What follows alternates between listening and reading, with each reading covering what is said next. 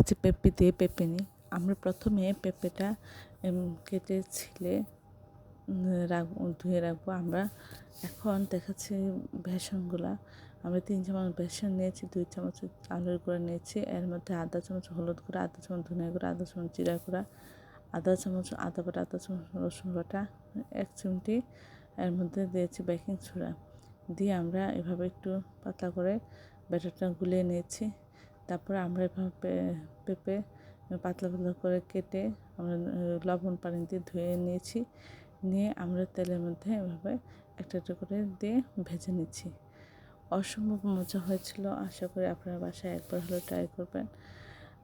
আমরা এই ধরনের সবজি দিয়ে খুব সহজেই তৈরি করতে পারি।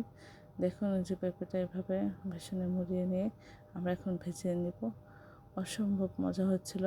বাসায় সবাই খুব পছন্দ করেছে। আশা করি আপনারা বাসায় একবার হলেও ট্রাই করবেন। এই ধরনের সুন্দর সুন্দর ভিডিও পাওয়ার জন্য আমার চ্যানেলটি লাইক এবং শেয়ার দেবেন, সাবস্ক্রাইব করবেন এবং প্রিয়জনকে বেশি বেশি করে শেয়ার দেবেন। চ্যানেলটি ফলো দিয়ে রাখবেন, তাহলে নোটিফিকেশনগুলো আপনারা দ্রুত পেয়ে যাবেন। অসাধারণ হয়েছিল, দেখতে যতটা সুন্দর, খেতে অসাধারণ হয়েছিল।